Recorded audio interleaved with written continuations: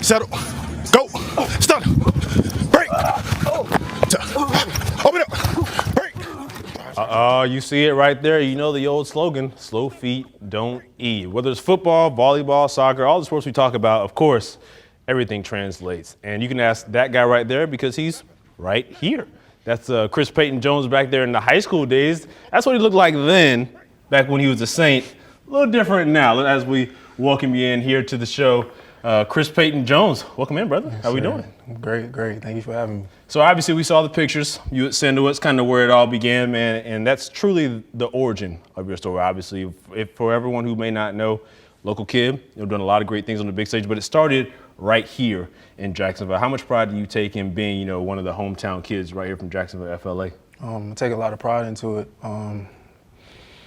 Coming from here and knowing just the history behind it, and being a role model for a lot of kids. I mean, it's huge, and it's a great honor. That's where the dream began, obviously. Just talk about kind of as you were in those Sandalwood days, I've heard stories of you, you just knew this was the dream. This is where you wanted to get to the upper echelon of football. Just talk about those Sandalwood days a little bit more about just, how much work you put in because you're one of the 1%ers that make it up to the top level.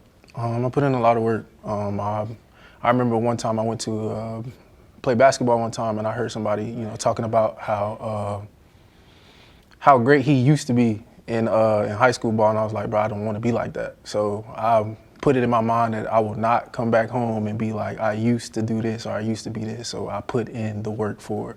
Well, you obviously put in the work. We saw what you did at Nebraska, and it got you, to the NFL. Now, obviously, having some time with a few teams, but really kind of getting able to kind of get your feet wet in the NFL. Just talk about the NFL experience and how that was for you.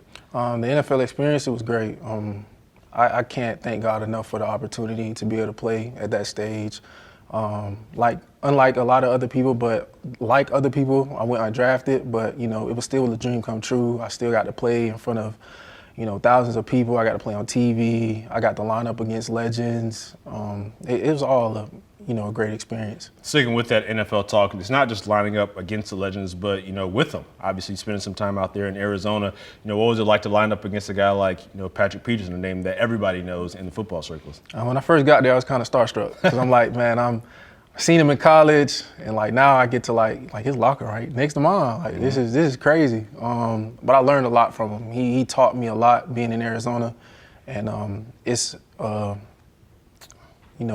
thank God for him, with the success. Was it ever like that I made it moment? Because I've seen you play, obviously we've seen the highlights in football on all the different levels, but you always play with that level of hunger, like I haven't made it yet. Is that kind of obviously your mantra and how you lived every day in the NFL?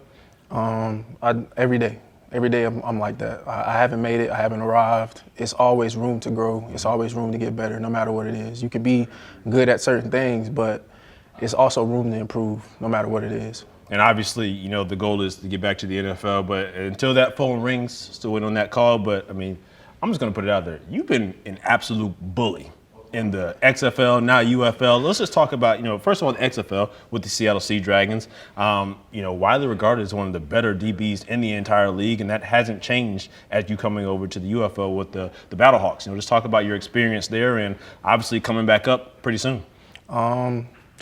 I just can't thank God enough. I'm always just say that, man. God is just giving me these opportunities, so I'm just doing what I can to take advantage of those opportunities. I know where I should be. I know where I want to be. So, with that being said, if this is the journey that God is having me on, then I'm not gonna not take advantage of the opportunity, and I'm gonna just play with a chip on my shoulder because I know where I need to be and I know where I want to be. Does kind of, because you've tasted the NFL a little bit before, does that kind of, obviously the appetite, the hunger is still there, does that sort of lead to the way you approach every single day? Because a lot of people kind of look at, well, he was in the NFL, now he's in the UFL, but, it's football at the end of the day. Is it kind of like to get back that hunger, that journey that's never ending, is that kind of your approach?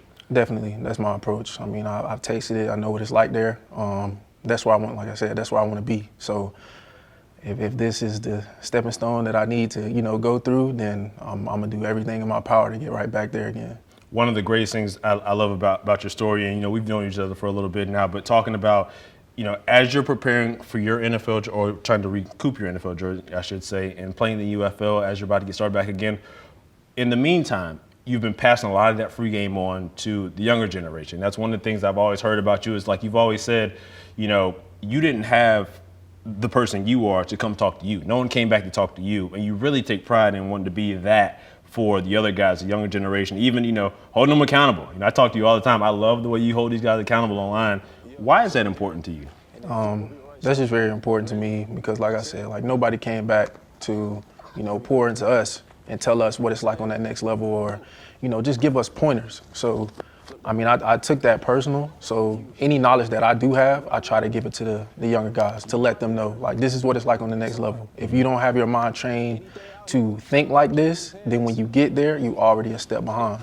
When, you know, things come up, then you're not able to adjust. And I've, you know, ran into stories like that multiple times. They can't adjust to it. So they always come to me for advice. And you hold these guys accountable. Definitely. You do. I love it. You know, I distinctly remember Jaguars had a flag football tournament. South Florida guys came up here and took everything. And you said specifically, they come up here and do that because you guys don't get out here and work. You guys aren't out here on the grass. While y'all are at home playing the video games, eating Cheetos, hanging out on TikTok, those cats down in Miami are getting after it. And I'm sure there's a lot of pushback, but you stand true to that. And obviously it speaks to, you know, your hard work, your hunger. You know, how important is that to make sure you kind of instill that in them? Because obviously being a football person, you know, the way that the kids are today is a little bit different than kind of it was for the ones like yourself growing up. I definitely just be trying to instill that. Definitely being in two different places, like we all see it in South Florida, how they work. But being in Dallas with all the teams in the UFL, I was able to be around some Dallas high school kids, and you know those guys up there doing one-on-ones, they grinding it out, and I'm just like, we don't do that here. So I'm always challenged just to see like how y'all think, what y'all doing. Like if we having a grind session, you gonna come out and get some work in. Like what you gonna do? Everybody say they want to go to the league, but they really don't put the work in. So some of that, I just be like, man, you really say that's something you want to do, but I don't see it, though. I don't see it. I know what I had to do to get there, so. You don't work, you don't eat, right? Yeah, that's exactly what it is. You don't work, you don't eat. And that kind of leads me to, you know, what you're doing today. It's so crazy because you're a man of many hats. Obviously, we talked about your training, you know, getting ready for UFL. Obviously, you're kind of passing on this free game to the young kids, but you've also kind of crossed over to the dark side with us content creators. Obviously, talk about what we have going on with Flash Flicks. I see you out there we see the video here. I see you out here with your camera trying to, you know, join us on the evil side, but also it's not even just football. You're doing a bunch of stuff just in general. I see you doing some weddings, documentaries and stuff. You know, where did that passion come from, and did you ever think your journey would lead you, on the sidelines in this manner? I never thought it would be. Honestly, I never thought I would find a passion outside of football. But I just want to thank Miguel White. He the first person told me I needed to go get a camera. And I was like, why do I need to get a camera if I got a phone? But I remember buying a camera, really didn't use it, and then I started using it, and it just started falling in love with just telling stories, falling in love with taking photos, and I just kept getting better. And then it really just turned into a passion for me. Like, it keeps me around the game, keeps me around the ball, keeps me around the high school kids. You know, they love it, I love it. I'm on the sideline, you know, bad plays happen, I'm able to talk to them during the game. It's really, really good for me. It's really good for them as well. Until you upset them that they're not in your top 25. Right?